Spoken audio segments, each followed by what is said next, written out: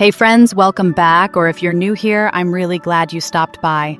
Okay, so I know this might sound a little unexpected, but a lot of the decluttering tips we're told to follow, they just make everything feel heavier. I used to think if I just bought the right boxes, added the right labels, or folded things a certain way, my space would finally stay calm. But truthfully, I was just organizing clutter, rearranging overwhelm. It didn't make life easier, it just gave me more to manage. And now that I'm moving, I knew I couldn't keep dragging the same mess from one home to the next, not just physically, emotionally too. So in this video, I want to share 12 simple, very real decluttering habits that changed the game for me. These aren't about perfection. They're small shifts that make a big difference, especially when your energy is low and your to-do list is long. They've helped me clear out over 15 bags of stuff and, more importantly, feel so much lighter doing it. And the first one, it's the reason I stopped trying things on to decide and finally let go of clothes I hadn't touched in years. Let's get into it.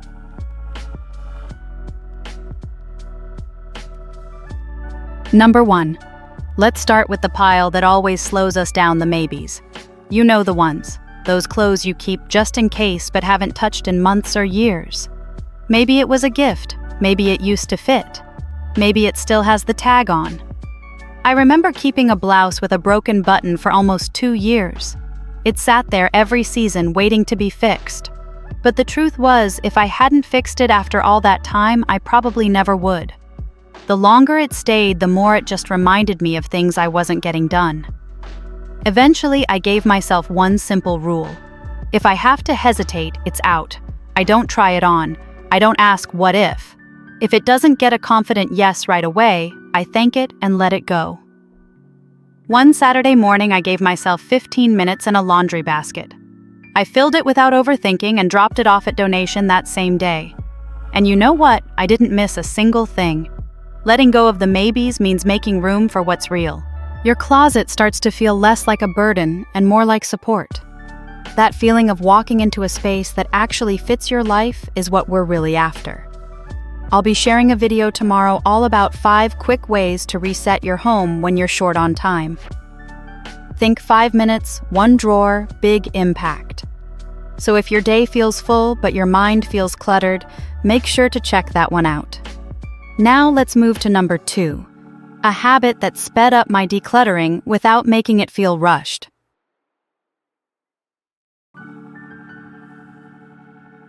Here's one of the biggest shifts that made decluttering less frustrating and way more effective. I stopped going drawer by drawer, room by room, and instead started grouping things by type.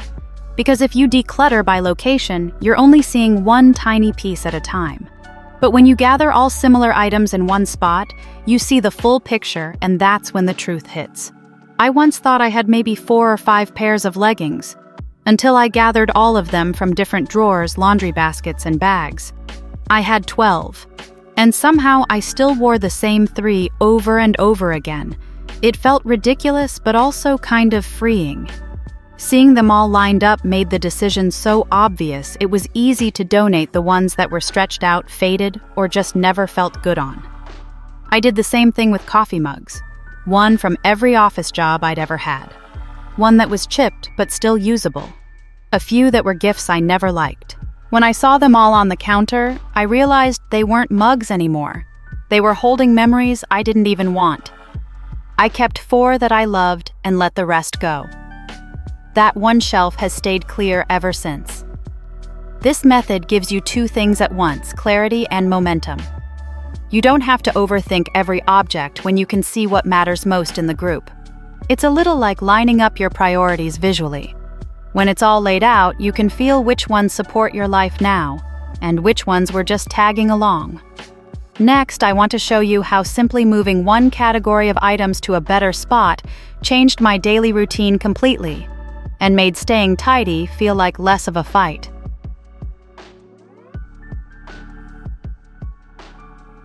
This sounds simple, but I avoided doing it for years. I kept my most used things in the least convenient places just because that's where they had always been. Every morning I'd bend down to dig workout clothes out of a low drawer, reach up to find my vitamins and pull makeup bags from the back of the cabinet like I was playing some kind of domestic Tetris.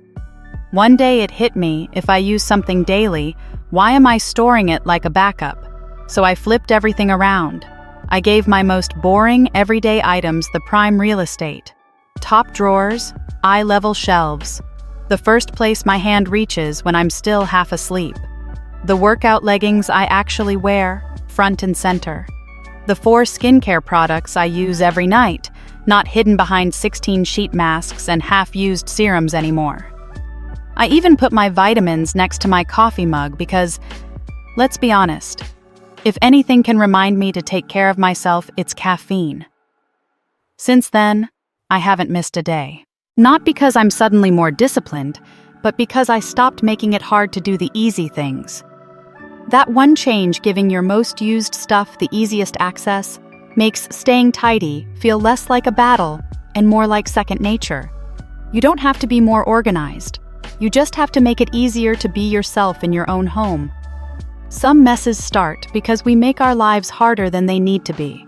But others, they start because we've avoided something for too long, and that's where we're going next.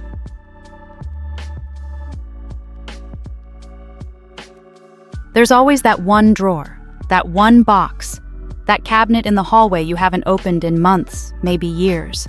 And every time you think about decluttering, your brain quietly skips over it. It's not urgent.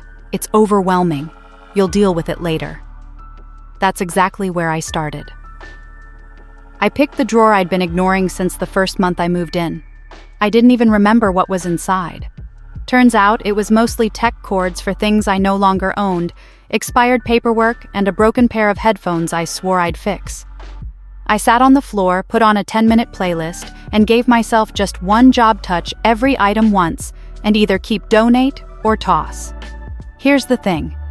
You don't need to finish the whole drawer. You just need to break the avoidance loop. Once you take action on something that's been mentally draining you, it frees up so much more than just space. It gives you back energy you didn't even realize was being leaked there. And often tackling the one thing you've been putting off gives you the biggest emotional return. Not because it's the hardest, but because it's been the heaviest. Sometimes clarity doesn't come from doing more. It comes from doing the thing you've quietly been carrying. There's another pile we tend to carry just as long, the guilt pile. The things we spent money on but never used. That's where we're going next.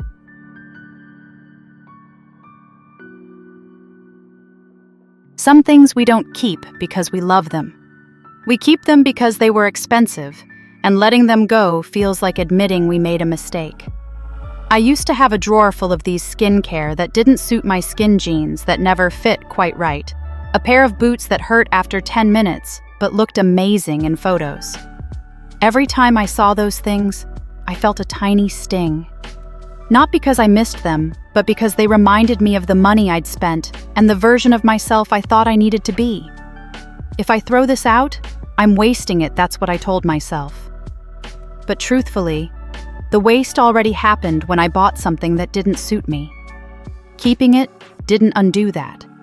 It just added clutter to my home and shame to my day. One thing that helped, I started reframing the decision. I didn't lose money, I paid for a lesson. And the more I respected the lesson, the less likely I was to repeat it. That moisturizer I gave away, it taught me not to buy things on impulse just because the reviews were good. That uncomfortable dress. It reminded me that my real life matters more than the imaginary events I was dressing for. You are allowed to let go of things that don't work, even if they were pricey, even if they were aspirational, even if they came from a time when you didn't know better. You don't need to keep paying for that decision every time you open a drawer. Some things cost money, others cost peace. Choose which one you're willing to lose. Not everything in your home is yours to keep forever. Some items served their purpose, and now it's okay to thank them and pass them on. Up ahead, I want to walk you through one small corner of the house that quietly collects more clutter than most people realize, and how fixing it made my space feel twice as calm.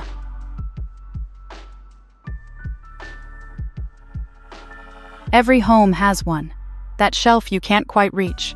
That basket you haven't touched since last fall. That random drawer you've been meaning to go through but always close again because it just looks like too much. For me, it was the cabinet above the fridge. Out of sight, out of mind. I knew there were things up there, but I didn't really know what. When I finally got a stool and opened it, I found a box of tangled cords, 3 empty candle jars I meant to reuse, and an old blender part that didn't even match the one I own now. None of it was evil. It was just stale, forgotten, taking up space not because I needed it, but because I'd never paused long enough to let it go. That's the thing about these forgotten corners. They seem small, but they carry a surprising emotional weight. Because every time we walk past them, even subconsciously, we feel a little more behind, a little more ashamed, a little more disconnected from the space we live in. So don't aim to finish the whole house. Just pick one hidden corner, pull everything out, no judgment. Touch each thing once and decide if it deserves to come with you into the life you're actually living, not just the life where you might need it one day. Sometimes the smallest cleared spaces give the biggest sense of relief. Not because they were big messes, but because they were quietly haunting you from the background. Next, we'll talk about something counterintuitive, why having one intentionally empty spot in your home can change how the whole space feels.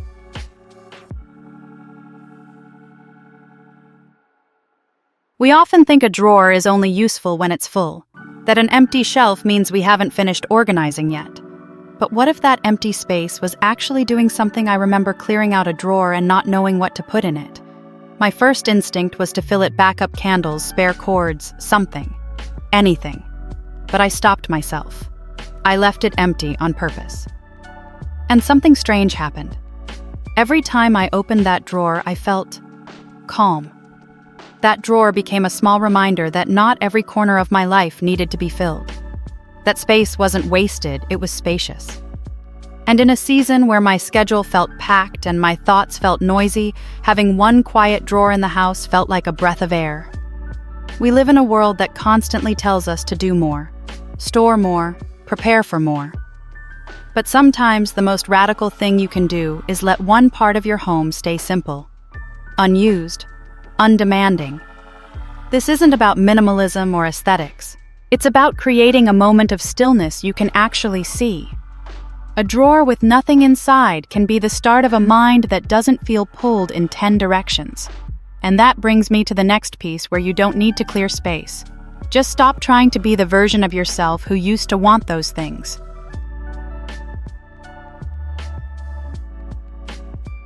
One of the hardest parts of decluttering isn't the stuff, it's who we were when we bought it. The high heels you used to wear to events that no longer fit your lifestyle. The sewing kit from that one month you thought you'd become a DIY queen. The stack of notebooks you swore you'd journal through but haven't touched since 2020. We hold on to these things thinking we're being practical, that we might need them again someday. But if we're honest, a lot of what we're keeping isn't about future needs. It's about past versions of ourselves that we haven't let go of yet. I kept a box of art supplies for years because I used to love painting in college. Every time I moved, I'd carry that box, dried up paint, stiff brushes, and all to the next apartment. I wasn't using it, but it felt wrong to let it go. It felt like letting go of a creative part of me I hadn't made time for. Eventually, I realized something. That version of me wasn't gone. She'd just evolved. I was still creative, just in different ways now. I wrote. I designed my home. I cooked like it was art. Keeping the old tools didn't make me more creative. It just made me feel guilty every time I saw them. It's okay to grow out of hobbies, routines, even identities. Releasing the stuff that belonged to a past version of you doesn't mean you're abandoning her. It means you're making room for who you've actually become. And once I did that, I felt lighter, not just physically, but emotionally. Because I wasn't carrying the weight of maybe one day anymore. Coming up, I'll share one small, very tangible change that helped me feel more in control every time I walked into my home, especially when life felt messy.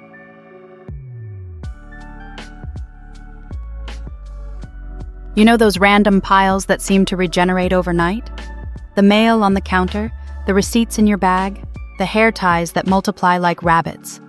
No matter how often you tidy up, they find their way back. For a long time, I kept trying to eliminate those piles completely. I thought if I just got more organized, they wouldn't happen. But life doesn't work that way. There will always be messy moments. Keys tossed in a rush, unread letters, things with no real home yet. So instead of fighting the chaos, I gave it boundaries. A tray by the door for keys and mail. A drawer labeled temporary clutter where I toss things that need to be dealt with later. One shallow bin in the bathroom for random little items I use but don't need out on the counter. It's not Pinterest perfect, but it works. And the truth is, when clutter has a home, even a temporary one, it stops feeling like failure. It becomes part of the flow of your day. You're not trying to live in a showroom. You're just making space for real life to happen, without the guilt. Next up is a tip I resisted for years because I thought I was too busy for it. But once I tried it, it changed the way I end every single day.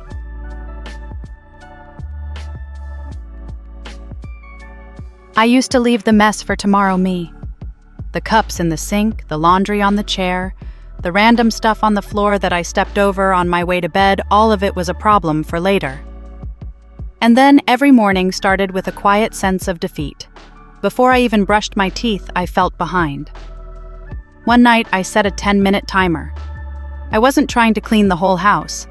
I just wanted to go to bed without a pile of clothes in my eye line.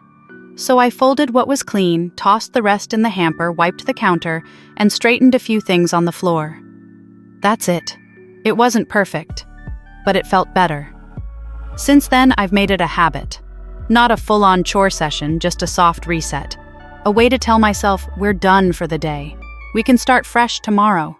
Even when everything else feels chaotic, that one small act gives me a sense of control, like I'm holding the reins again instead of being dragged behind the day. It's not about having a spotless home. It's about not waking up already exhausted by your surroundings. And once that became part of my rhythm, I started noticing something else, that even the things I keep just in case were often part of the mental weight I didn't need to carry.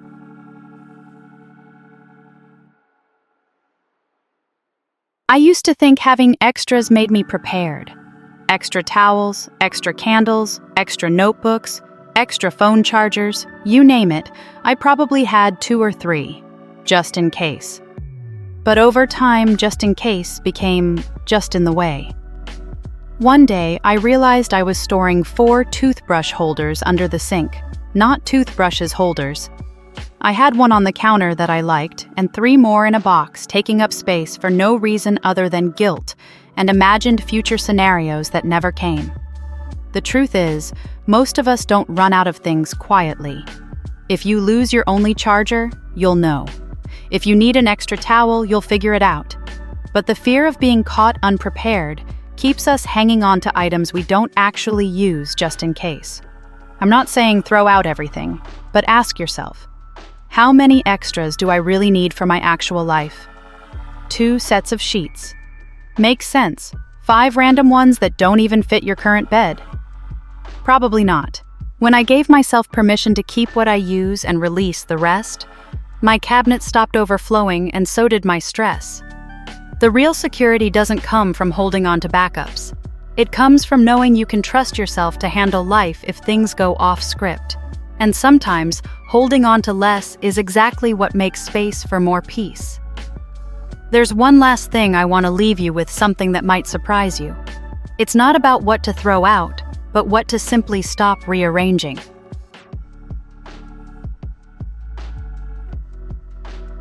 There's a certain kind of clutter we don't get rid of. We just move it around, from one corner to another, from one box to a prettier box, from one drawer we never open, to another drawer we also never open. I had this small decorative tray I kept trying to style. I moved it from the hallway table to the coffee table to the bathroom, adding little things to it, switching them out, trying to make it feel intentional. But the truth was, I didn't even like it. It didn't suit my space or how I live. I was just trying to force it to work because I felt guilty getting rid of it. Eventually, I asked myself a question I now use all the time. If I weren't trying to make this work, Would I even keep it? That one question stopped so many spirals. Because sometimes the issue isn't disorganization, it's holding on to things that were never meant to fit. And the more we try to make them fit, the more exhausted we feel. You don't have to keep fixing what isn't right for you. You're allowed to let it go. No explanation, no apology, just a quiet decision that you deserve to live in a space that reflects who you are now, not who you were or who you thought you should be. That's what decluttering is really about. It's not about becoming someone better. It's about giving the current you, the real, messy, honest, beautiful you, a little more breathing room.